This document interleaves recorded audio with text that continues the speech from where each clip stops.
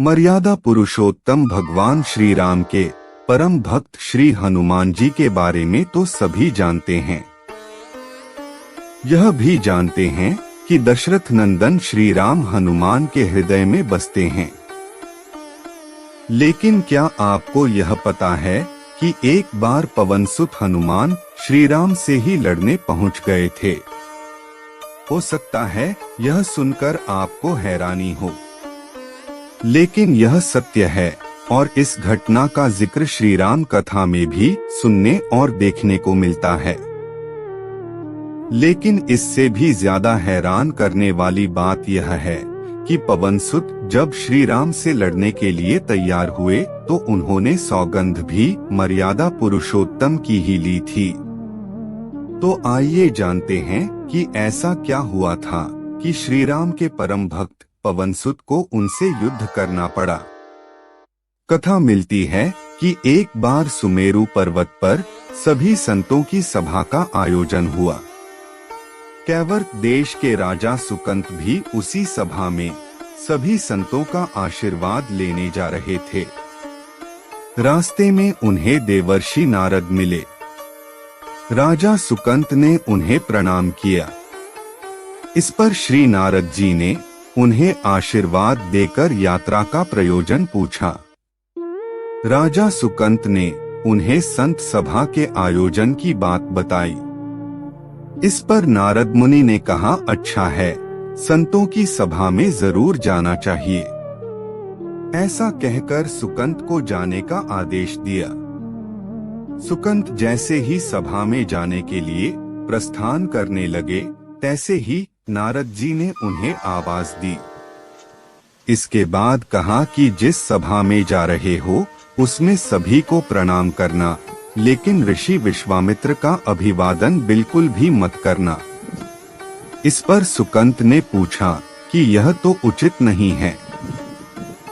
तब श्री नारद जी ने कहा कि तुम भी राजा हो, वह भी पहले राजा ही थे, अब संत हो गए हैं, मत करना प्रणाम। राजा सुकंत ने भी ठीक वैसा ही किया। सभा के समाप्त होते ही महर्षि विश्वामित्र श्री राम से मिलने पहुँचे। वहां पहुंचकर उन्होंने बताया कि उनका अपमान हुआ है। वह इसे भूल भी जाते, लेकिन यह तो संत परंपरा का अपमान है। श्री राम ने पूछा, गुरुजी क्या हुआ? तब विश्वामित्र जी ने कहा कि मेरा अपमान हुआ है। श्री राम ने पूछा, किसने किया है? तब विश्वामित्र जी ने पूछा कि जानकर करोगे भी क्या? इस पर श्री राम ने कहा कि गुरुजी, आपके चरणों की सौगंध लेकर प्रतिज्ञा करता हूँ कि जो सिर आपके चरणों में नहीं झुका है उसे काट दिया जाएगा। कल सुबह मैं उसका वध करूंगा। श्री राम की इस सौगंध को जैसे ही राजा सुकंत को पता चला, वह नारद मुनि को ढूंढने लगे। काफी देर तक वह परेशान रहे, लेकिन नारद मुनि उन्हें मिल ही नहीं रहे थे। व्याकुल होकर जब वह रोने लगे, तब नारद जी प्रकट हुए। सुकंत ने हाथ जोड़कर उन्हें सारी बात कह सुनाई, साथ ही प्राण दान की विनती की। इस पर नारद जी ने उन्हें माता अंजनी की शरण में जाने की सलाह दी। यह भी कहा कि अगर उन्होंने तुम्हें बचाने का वचन दे दिया तो तुम जरूर बच जाओगे। लेकिन यह भी कहा कि वह किसी को यह नहीं बताएंगे कि नारद जी ने उन्हें यह सलाह दी है। राजा सुकंत के रोने की आवाज सुनकर माता अंजनी बाहर पहुंची। तब उन्होंने कहा कि माता, मुझे बचा लो, अन्यथा विश्वामित्र जी मुझे मार डालेंगे। इस पर माता अंजनी ने सुकंत को उसके प्राण बचाने का वचन दिया। उन्होंने कहा कि तुम मेरे शरण में हो, तुम्हें कोई नहीं मार सकता। इसके बाद राजा सुकंत को विश्राम करने के लिए कहा। शाम ढले जब हनुमान जी माता अंजनी के पास पहुँचे तो उन्होंने सारी बात बताई। लेकिन सुकंत को बुलाने से पहले पवनसुत से सौगंध लेने को कहा। तब हनुमान जी ने कहा कि वह श्री राम के चरणों की सौगंध लेते हैं कि वह सुकंत के प्राणों की रक्षा करेंगे। तब माता अंजनी ने राजा को बुलाया। हनुमान जी ने पूछा, कौन तुम्हें मारना चाहता है? तब सुकंत ने बताया कि श्री राम उन्हें मार डालेंगे। इतना सुनते ही माता अंजनी हैरान रह गईं। उन्होंने कहा कि तुमने तो विश्वामित्र जी का नाम लिया था। तब राजा ने कहा कि नहीं, वह तो मरवा डालना चाहते हैं, लेकिन मारेंगे तो श्री राम ही। हनुमान जी ने राजा सुकंत को उनकी राजधानी में छोड़ा और श्री राम के दरबार में पहुंचे। वहां पहुंचकर उन्होंने श्री राम से पूछा कि वह कहां जा रहे हैं। तब मर्यादा पुरुषोत्तम ने बताया कि वह राजा सुकंत का वध करने जा रहे हैं। तब हनुमान जी ने कहा, प्रभु उसे मत मारिए। श्री राम ने कहा कि वह तो अपने गुरु की सौगंध ले चुके हैं, अब पीछे नहीं हट सकते। हनुमान जी ने कहा, प्रभु मैंने उसके प्राणों की रक्षा के लिए अपने इष्टदेव यानी कि आपकी सौगंध ली है। तब राम जी कहते हैं कि ठीक है, तुम अपना वचन निभाओ, मैं तो उसे मारूंगा। हनुमान जी राजा सुकंत को लेकर पर्वत पर पहुँचे और श्री राम नाम का कीर्तन करने लगे।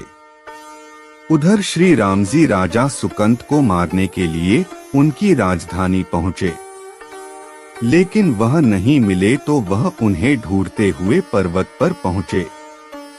वहां हनुमान श्री राम मंत्र का जप कर रहे थे। श्री राम को देखते ही सुकंत डर गए। उन्होंने कहा कि अब तो श्री राम उसे मार ही डालेंगे। वह बार बार हनुमान जी से पूछता कि बच जाएंगे हम। तब उन्होंने कहा कि राम मंत्र का जप करते रहो और निश्चिंत रहो। भगवान श्री राम पर पूरा भरोसा रखो। लेकिन वह काफी डरे हुए थे, तो हनुमान जी ने सुकंत को श्री राम नाम मंत्र के घेरे में बिठा दिया। इसके बाद श्री राम नाम जपने लगे। श्री राम ने राजा सुकंत को देखकर जब बाण चलाना शुरू किया तो वह राम नाम के मंत्र के आगे विफल हो जा रहे थे। राम जी हताश हो गए कि क्या करें। यह दृश्य देखकर लक्ष्मण को लगा कि हनुमान जी भगवान श्री राम को परेशान कर रहे हैं, तो उन्होंने स्वयं ही हनुमान जी पर बाण चला दिया। लेकिन यह क्या? उस बाण से पवनसुत के बजाय श्री राम मूर्छित हो गए। यह देखते ही लक्ष्मण दौड़ पड़े और देखते हैं कि बाण तो हनुमान जी पर चलाया था, लेकिन मूर्छित श्री राम कैसे हो गए। तब उन्होंने देखा कि पवनसुत के हृदय में तो श्री राम बसते हैं। श्री राम जैसे ही होश में आए, वह हनुमान जी की ओर दौड़े। उन्होंने देखा कि उनकी छाती से रक्त बह रहा है। वह हनुमान जी का दर्द देख नहीं पा रहे थे। वह बार बार उनकी छाती पर हाथ रखते और आंखें बंद कर लेते।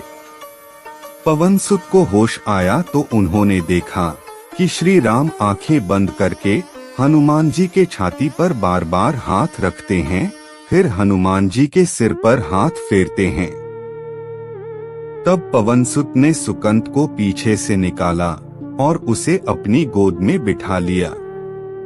तभी श्री राम ने फिर से हनुमान जी के माथे पर हाथ फेरा, लेकिन इस बार वहां पवनसुत की जगह राजा सुकंत थे। श्री राम जी मुस्कुराए और हनुमान जी बोल उठे कि नाथ, अब तो आपने इनके सिर पर हाथ रख दिया है। अब तो सब कुछ आपके हाथ में है, इसकी मृत्यु भी और जीवन भी।